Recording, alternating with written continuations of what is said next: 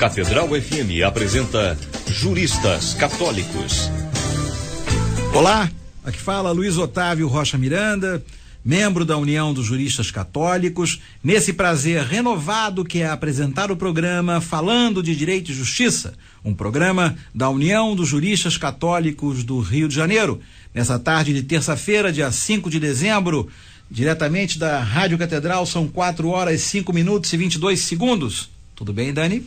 Boa tarde, doutor. Tudo bem? Já estamos aqui, esperando também a participação dos nossos ouvintes, que podem ligar para o 3231-3560.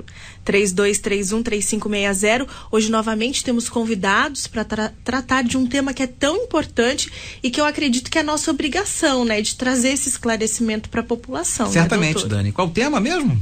Hoje nós vamos falar novamente das questões da reforma trabalhista, Perfeito. E quem é que nós temos aqui hoje como nosso convidado? Hoje recebemos o Dr. Álvaro Quintão, presidente do Sindicato dos Advogados do Estado do Rio de Janeiro, ex-conselheiro da OBRJ, doutorando em Ciências Jurídicas na Universidade Autonomia de Lisboa, em Portugal. Autônoma, de Lisboa, em Portugal. E temos também o Dr. Cláudio Goulart, colega nosso, que é tesoureiro do sindicato. Boa tarde aos dois convidados. Boa tarde, Luiz. Boa tarde, Dani. É um prazer estar aqui novamente. Já tivemos aqui a oportunidade em outros momentos de falar sobre outros assuntos. Mais um sócio-atleta do programa. Mas hoje o assunto é realmente muito importante. Muito relevante. Muito relevante. Boa tarde, Luiz. Boa tarde, Dani. Cláudio. Prazer novamente renovado de estar aqui com vocês, entender e participar mais desse tema que está afligindo a todos nós. Sem dúvida. Rogando pela intercessão de Santo Afonso Maria de Ligório, patrono dos juristas católicos e doutor da Igreja, damos por abertos os trabalhos de terça-feira, dia 5 de dezembro. Vamos começar com o doutor Álvaro, Dani? Doutor Álvaro, como é que você está vendo a reforma trabalhista, hein? Luiz, ninguém esperava que a reforma... Eu vou pedir só para o Álvaro responder, e se o Cláudio quiser complementar alguma coisa, fique à vontade, só me sinalizar. Okay. E vamos em frente. Okay. Desculpe a interrupção. Nada que isso. Eu acho que ninguém esperava, se você me perguntasse há um ano atrás, se nós esperávamos que o Brasil fosse ter uma reforma trabalhista como essa, eu acho que ninguém imaginava, acho que ninguém esperava.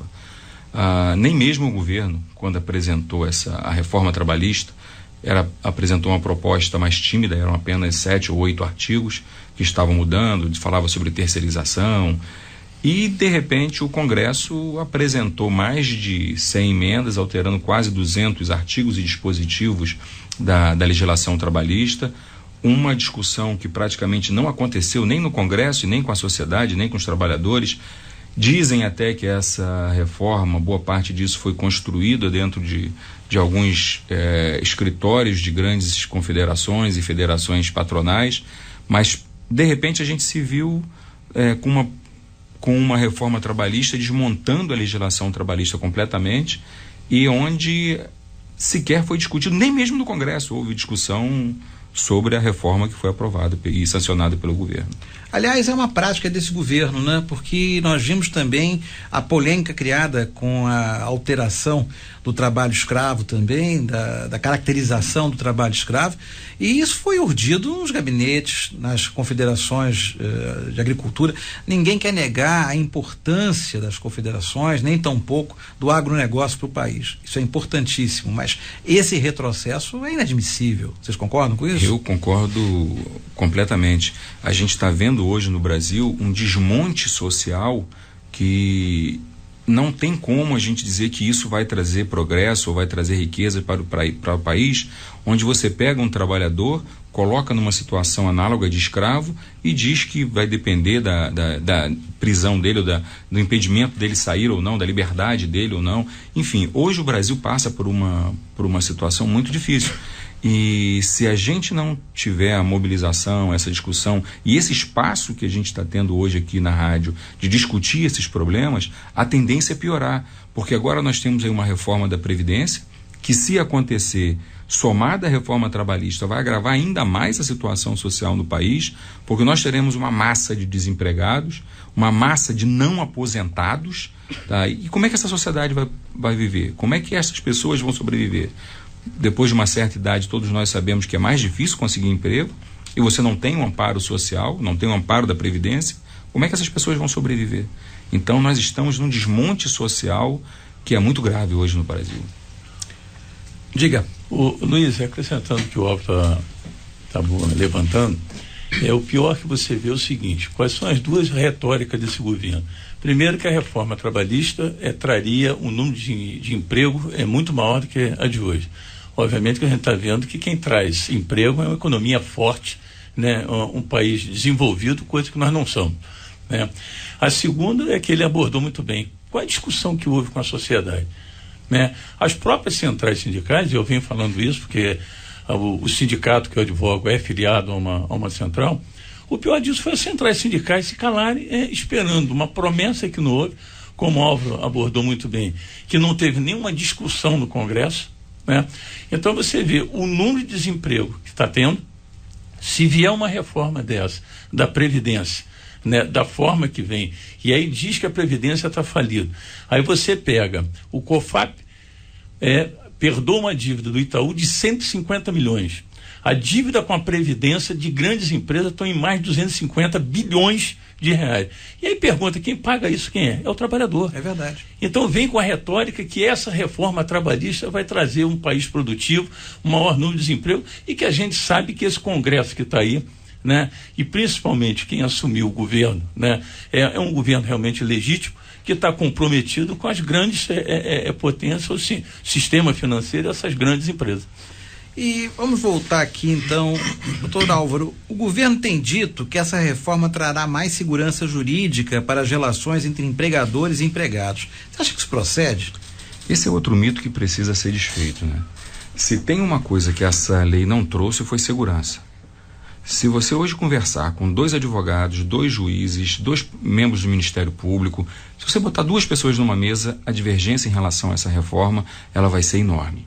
Tá? Não é à toa que boa parte da imprensa, dos empresários, estão tentando, inclusive, impedir que os juízes interpretem a lei. É aquela história, o juiz não serve mais para interpretar a lei. Ele tem que cumprir o que está escrito, ponto final. Então robô ali, né? Daqui a pouco a gente bota um robô e acabou o problema. Essa história de não interpretar a lei, né, a gente sabe muito bem que isso começou com Napoleão, né? É verdade. Quando começaram a dizer que tinham que interpretar o código, Napoleão disse, não, meu código não tem que interpretar nada, é cumprir o que está escrito e pronto. Isso não cabe mais no século XXI. E a gente está vendo essa insegurança jurídica, nós já começamos a ver algumas decisões completamente divergentes, contraditórias, alguns aplicando a nova lei com ações ajuizadas antes da vigência, outros dizendo que essa lei não se aplica a esse tipo de ação. Enfim, a insegurança hoje ela é enorme. Nós tivemos recentemente vimos uma reunião de alguns empresários no TST questionando exatamente isso. Vem cá, o que nós vamos fazer agora? Qual vai ser a posição do tribunal? Como é que a gente vai se posicionar? Infelizmente, a única coisa que o governo conseguiu com a única não, né? Mas uma das principais coisas que o governo conseguiu com essa lei é a insegurança. Trouxe uma total insegurança para empresários e trabalhadores, empregadores e trabalhadores. O que você está dizendo vai de encontro ao que um cliente meu, pessoal, que é desembargador do trabalho, polêmico, mas é desembargador do trabalho, que logo depois daquele sábado fatídico, quando essas medidas entraram em vigor, eu estive com ele me disse, não vou aplicar nada disso. Que segurança jurídica é essa? Se um julgador, um cara que está lá para aplicar a lei, diz que não vai aplicar, para ele que não existiu? Mas, Luiz, isso tem uma explicação. Diga. Tá? Não é só porque o juiz ele é ideologicamente a favor ou contra, ou ele quer ou ele não quer. Diferente do que muita gente tenta dizer, né? O juiz ele ideologicamente está sendo contra ou está sendo a favor. Na verdade é uma questão técnica, não? Existe exatamente isso. Essa lei ela foi feita de forma técnica. Não houve discussão. Se você pegar alguns artigos dessa nova lei, ela entra em conflito com um artigo que não foi revogado. Entra em conflito direto com a Constituição. Enfim, há uma discussão dessa lei que não houve, né? Essa discussão trouxe uma colcha de retalhos onde são completamente contraditórias. Você não tem como aplicar a lei porque essa lei ela é inconstitucional em boa parte dessa... Olha, para você ter uma ideia, eu conversava com o Álvaro ontem, como é que nós poderíamos iniciar uma nova negociação coletiva.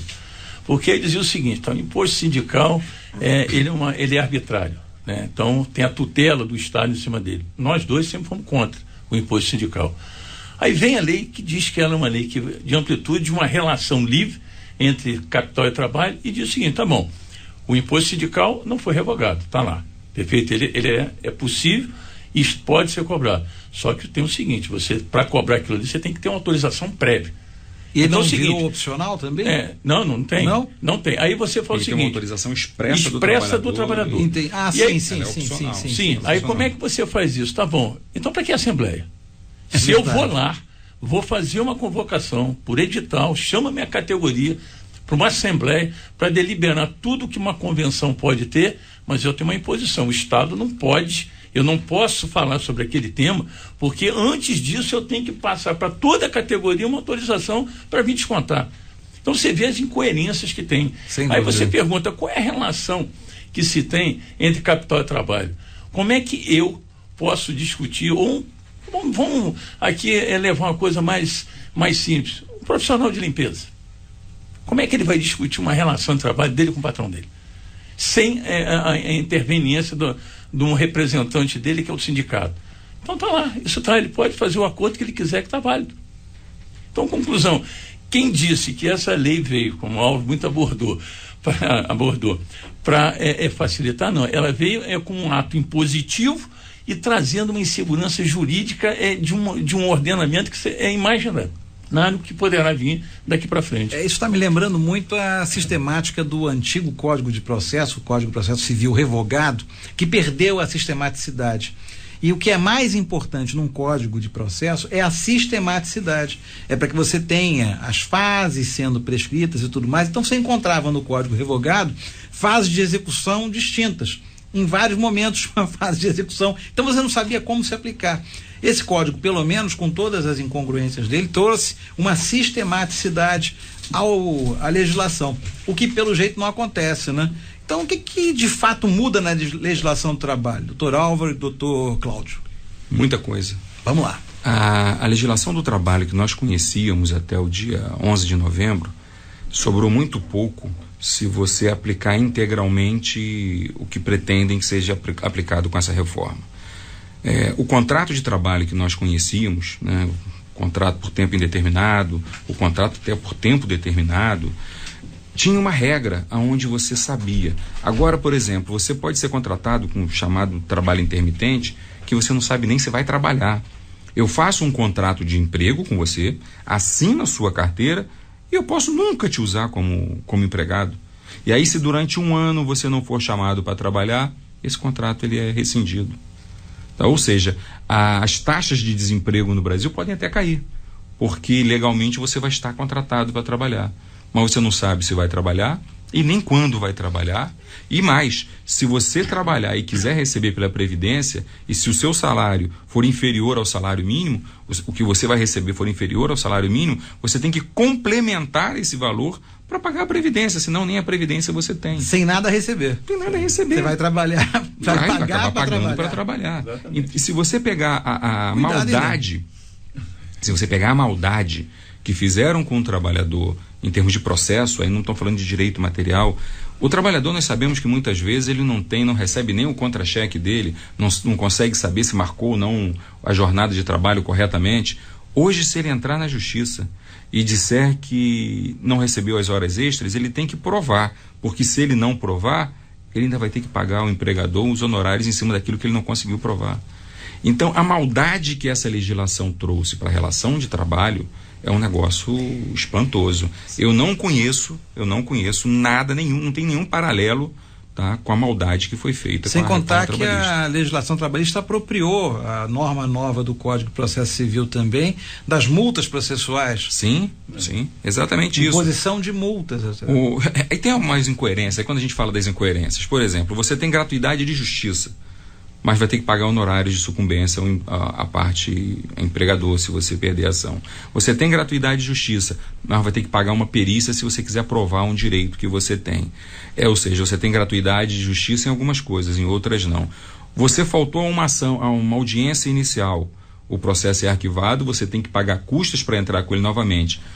O empregador faltou a audiência, mas se o advogado estiver presente, o processo segue. O advogado contestou, estava presente, o processo segue.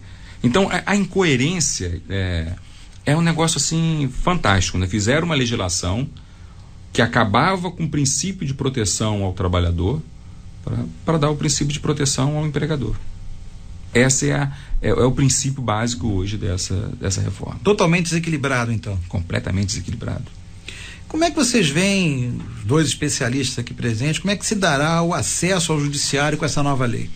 Com essa nova legislação, melhor dizendo. Pois é, o acesso ao judiciário é um pouco disso que eu acabei de falar. Há uma dificuldade hoje muito grande. Você, para ajuizar uma ação, você vai ter que ter certeza absoluta. Se você não tiver certeza absoluta, você corre um risco absurdo, tá? E muitos trabalhadores já estão desistindo de ajuizar ações porque não conseguem provar o seu direito. E sabe que vão ter que pagar um custo, tá, alto se ele não conseguir provar. Então você inviabilizou o acesso ao judiciário da parte mais fraca, que na minha opinião isso é inconstitucional.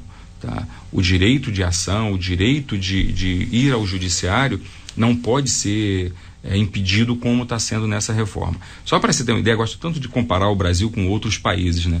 Recentemente na Inglaterra, a Suprema Corte decidiu que o governo tem que devolver a todos os trabalhadores que pagaram custas judiciais, porque tinha uma lei parecida, o governo foi obrigado a devolver a todos os trabalhadores as custas pagas durante o período de uma legislação. E por que a Suprema Corte fez isso? Porque essas custas estavam impedindo o acesso ao judiciário. Os trabalhadores estavam sendo impedidos de ir ao judiciário buscar os seus direitos. O que é um direito constitucional. Então o acesso ao judiciário hoje ficou mais caro, tá? Mais difícil. Os sindicatos que tinham possibilidade de até gratuitamente atender os trabalhadores hoje estão impedidos também de fazer isso, porque os sindicatos também não sabem como vão sobreviver. A situação hoje é muito difícil para a classe trabalhadora. Que coisa, hein? Cláudio. Bom, eu venho aqui também falando, até para você abordar mais ainda, o problema de hoje, como você provar numa perícia a insalubridade e a periculosidade de um trabalhador. Quer dizer, se você tem que pagar aquilo ali, ou se você tiver que provar aquilo ali, você tem que ir ao médico. Determinado grau, você tem que ir ao médico para que ele possa fazer um laudo para você. Né? Eu pergunto, qual médico que vai querer ter um risco de fazer um laudo para você entrar com uma ação? Se isso não for pedido através de uma perícia, que você vai ter que ser pago. Então, quer dizer, é mais um gancho que você tem, quer dizer, de você impedir que o trabalhador entre com um processo na justiça. Né? Porque como é que eu, ou qualquer outro, sem um laudo específico, você vai dizer que aquela área é insalubre? Então, para você dizer aquilo ali, ou você vai no médico, para ele atestar aquilo ali, para você poder entrar com aquilo ali, para que venha uma perícia, né? Ou então você não entra. É o que o Álvaro acabou de explanar muito bem. Quer dizer, você está impedindo ao trabalhador ele ter medo de entrar e amanhã ele achou que aquilo ali era uma área insalubre, né? E entrou com a ação e foi condenado. Além de pagar a perícia, ser condenado em custo e em honorários. Essa nova lei, nesse caso, né, de acesso ao judiciário, ela não vem para também, às vezes, coibir algumas questões no sentido de que haviam coisas, também há coisas esdrúxulas, né, do lado também do trabalhador, alguns pedidos de hora extra e a pessoa não estava nem no ambiente de trabalho. Até abordamos aqui no programa na semana caso passada. De uma reclamação trabalhista em que o juiz detectava que o trabalhador, se cumprisse aquela jornada, ele trabalhava 24 horas por dia durante 12 anos. Como achar então um equilíbrio, né? Eu acho que a falha é nessa questão. Não há um equilíbrio para os dois lados, para que tudo se torne justo, né? Ô Dani, injustiças, tá? E vamos chamar assim de abusos, existem em qualquer lugar da nossa sociedade. Ninguém quer tapar o sol com a peneira. Existe na área do direito civil, existe na área do direito de família, existe, enfim, qualquer área do direito, você pode encontrar um abuso ou outro. Certamente. Mas essa não é a regra. Você pegar uma exceção e tentar fazer dessa exceção a regra, que é o grande problema. Existem alguns discursos, existem algumas afirmações que elas estão longe de serem verdadeiras.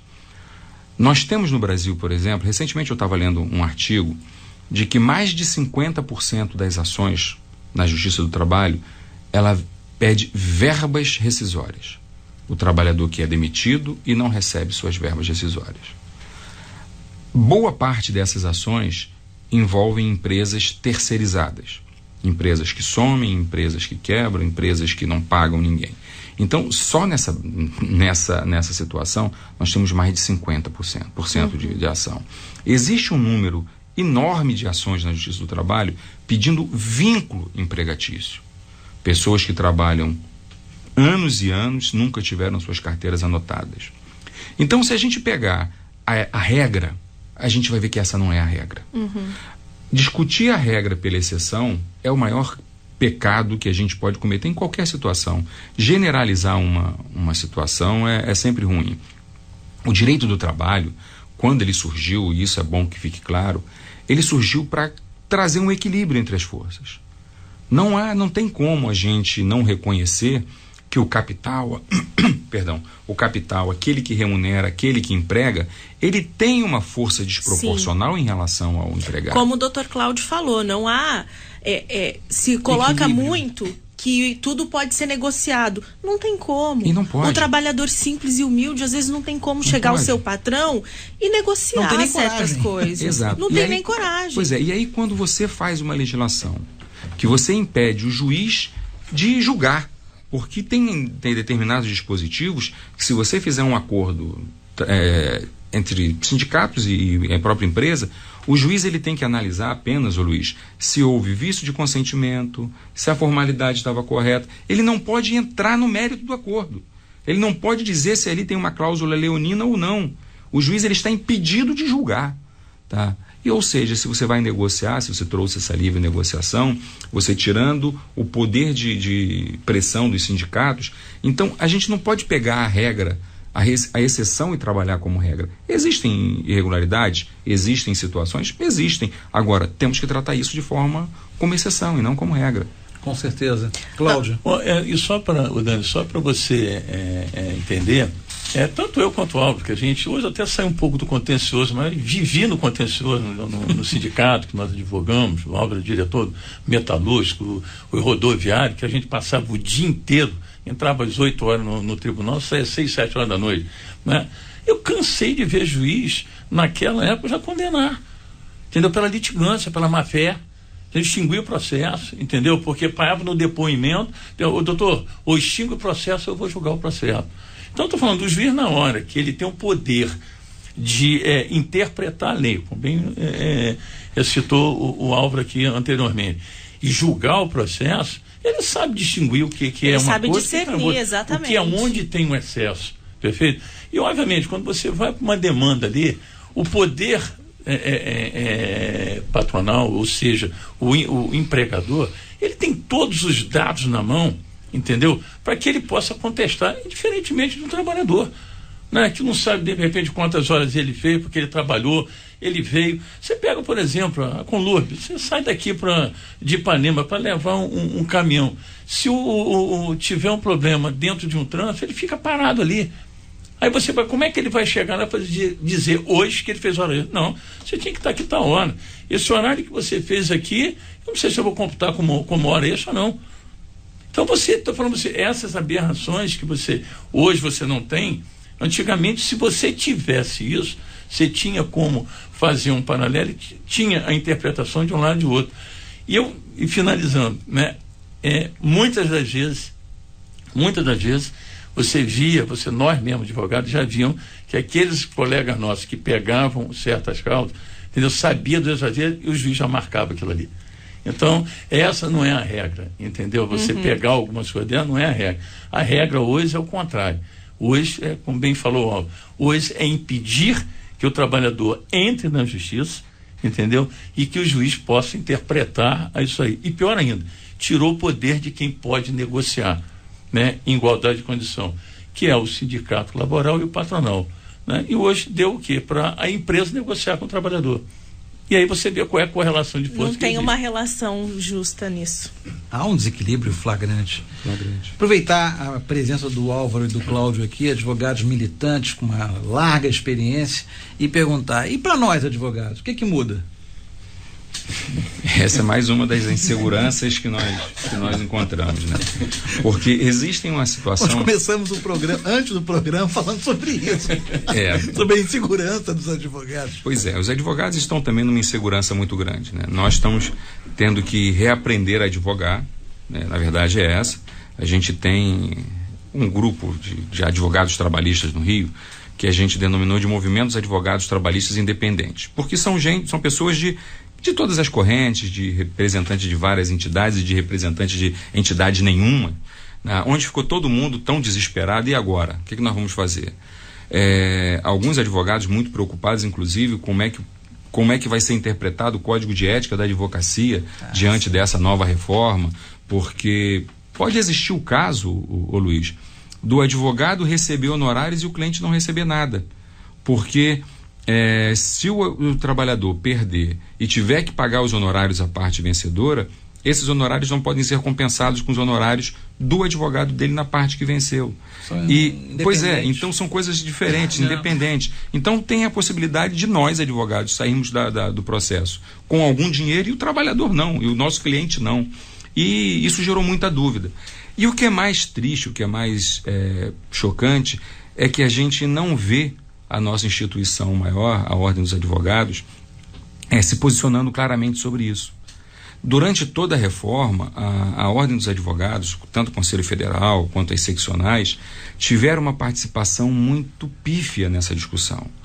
Nós estamos aqui agora passando uma situação delicadíssima, ações sendo extintas, alguns juízes quase que brigando com advogados e partes, e a gente não vê a nossa entidade maior, a nossa OAB, se posicionando de uma maneira ou de outra. Tá? A omissão, parece que a OAB está com vergonha de discutir a situação. Tá? Isso é muito triste, porque nós advogados ficamos numa situação de insegurança muito grande, diante de uma legislação que nós não sabemos como ela vai se comportar. A lei entrou em vigor no dia 11 de novembro, no dia 13 teve uma medida provisória mudando a reforma. Então, ou seja, 3 dias depois dela entrar em vigor, você teve uma medida provisória alterando um monte de outras coisas. Está muito difícil para a advocacia. E, infelizmente, a gente não consegue ter essa participação efetiva da nossa entidade nessa discussão. Está difícil mobilizar, né? Está difícil. Luiz, você tem uma ideia, aproveitando o gancho que o Álvaro deu, o imobilismo da ordem é tamanha, né, pelo que ela representa. Nós tivemos a ideia, né, e obviamente com a liderança do Álvaro, nós fizemos um seminário sobre a reforma trabalhista, o impacto dela no processo de trabalho. Nós alugamos o auditório do Whindersson Guanabara durante uma sexta-feira, né? Trouxemos ministro de Estado, desembargadores, juízes, procuradores. Na plateia tinha juiz, desembargador, procurador sentado vendo. Nós botamos para mais de 500 advogados. Que beleza! Gratuitamente. Nós não temos imposto sindical, nós não temos a nossa anuidade, né? Quer dizer, conseguimos parceria com sacrifício nosso de colocar lá para dar uma orientação e saber do que realmente o judiciário está pensando. A ordem sequer fez alguma conclamação disso, chamou a categoria para fazer uma mobilização, para se opor a isso daí. E pior, o presidente é da origem trabalhista, ele é advogado trabalhista. Não houve nenhum representante da ordem? Nenhum. Agora, Luiz, só aproveitar essa história do seminário, eu sei que a gente já está terminando. Sim. O sindicato tem feito toda sexta-feira palestras de qualificação para os advogados. São palestras gratuitas, acontecem no prédio do Tribunal Regional do Trabalho, na Rua do Lavradio, no 10º andar, toda sexta-feira pela manhã, e cada semana tem um juiz, um advogado, um professor, enfim, dando aulas sobre a reforma trabalhista, apresentando. Desde que a reforma trabalhista foi aprovada, já passaram pela sala, por aulas, mais de 2.000 advogados. Que beleza. Buscando informações, buscando condições de enfrentar esse novo momento. Então fica o convite para todos os advogados que quiserem participar, toda sexta-feira, a partir das 10 horas, na sede do tribunal, na Rua do Lavradio, na sede da Justiça do Trabalho, no auditório no 10º andar. Perfeito. Luiz, só para complementar o que nós fizemos isso também no processo civil. No Código de Processo Civil, nós também administramos lá, levamos professores lá para falar sobre palestra toda sexta-feira sobre o novo Código de Processo Civil. Do Código de Processo Civil tinha muitos colegas que diziam, olha, eu era um grande advogado até março de 2015, depois eu não sei mais nada. Agora é a mesma coisa na Justiça do Trabalho. O seu trabalho é isso aí, tá vendo? Só pra gente finalizar o programa, a gente costuma fazer aqui todas as terças-feiras, né? Dar uma breve orientação aos nossos ouvintes. Com certeza. E essa pergunta que nos chegou aqui tem tudo a ver. A Norma Sueli, ela mora em Guaratiba e diz o seguinte: meu filho sofreu um acidente de trabalho há 2 anos. Precisou fazer uma cirurgia no ombro e está afastado pelo INSS. Ele conseguiu provar que foi acidente de trabalho. Ele tem direito a algo? Como ele deve proceder? Ele tem como pegar o fundo de garantia? A gente pode dar essa resposta aqui para nosso ouvinte, para dona Norma?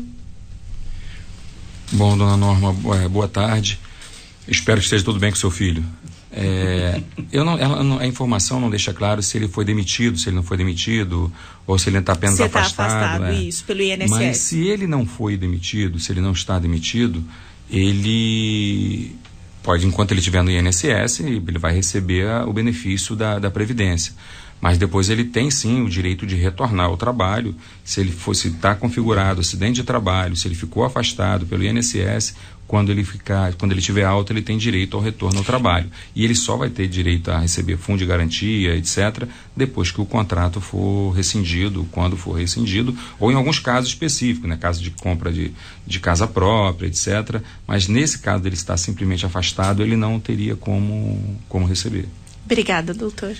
Vamos agradecer muito aqui ao nosso queridíssimo amigo pessoal Álvaro Quintão, ao nosso querido Cláudio Goulart também, um presidente do sindicato, o outro diretor tesoureiro do sindicato, e jogando para vocês uma perguntinha casca de banana, que vocês se despedirem da nossa ouvinte tradicional, a Maria Tereza, que sempre ouve nosso programa e sempre manda uma coisinha dessa, mas hoje eu vou ler, viu, Maria Tereza?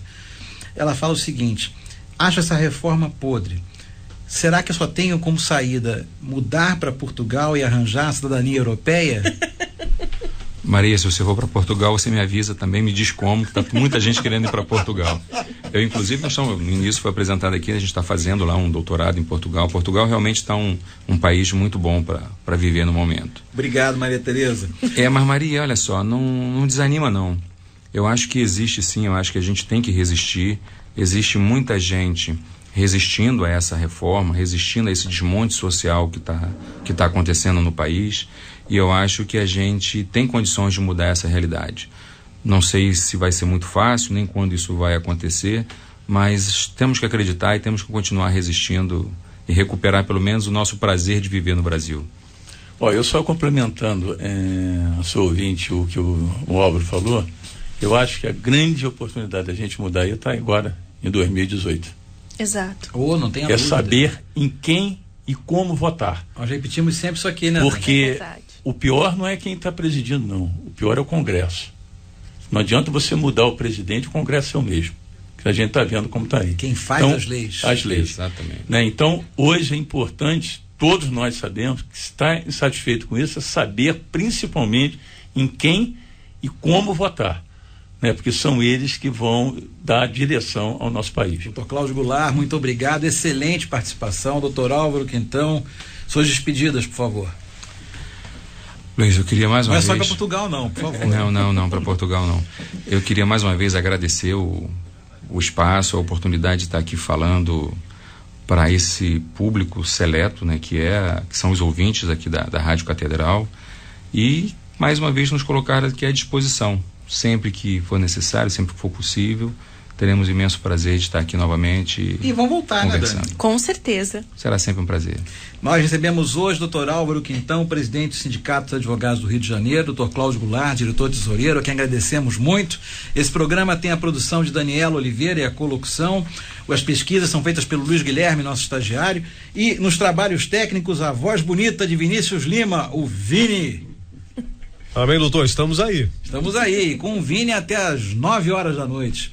Aqui falou Luiz Otávio Rocha Miranda, agradecendo a todos a audiência, principalmente nossos ouvintes fiéis, Dona Aparecida Canavês, o Robson Luca, Rosinha Almeida, Ana Helena, Maria Tereza, a quem respondemos uma pergunta hoje, respondemos não, doutor Álvaro que respondeu e doutor Cláudio também. Roberta Fagundes, Daniel Farias, Manuel Thompson, Dona Calu, a mãe da Valentina, Léo Alves, a Janaína Canedo, os meus novos e recentes amigos e ouvintes, a Miriam Oliveira e ao Paulo Henrique, a quem mando um carinhoso abraço. E terminando o nosso programa dos Discos Católicos, voltamos na semana que vem ao vivo, na terça-feira às 16h, por volta de 16h. Aqui falou Luiz Otávio Rocha Miranda, desejando a todos uma boa semana e fiquem com Deus. Catedral FM apresentou Juristas Católicos.